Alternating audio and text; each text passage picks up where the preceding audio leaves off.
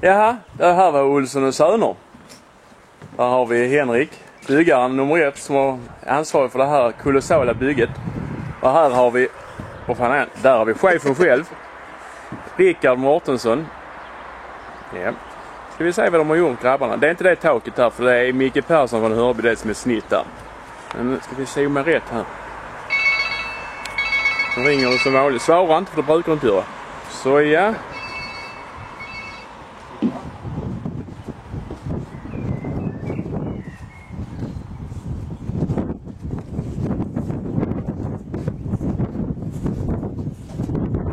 Så han är så nöjd han är.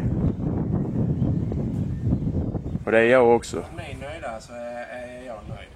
Och här är alltså cirka 14 meter långt och 4,80 ut.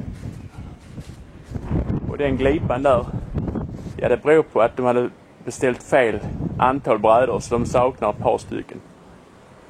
Men kan man vara annat än imponerad över killarnas arbete.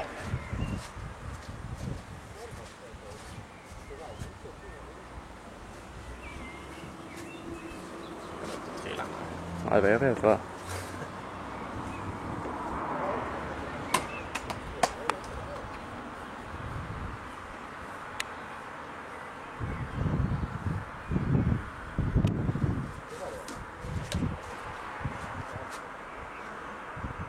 Vi får filma trappan också.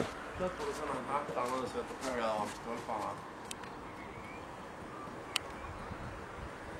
Hattar till stolparna var det.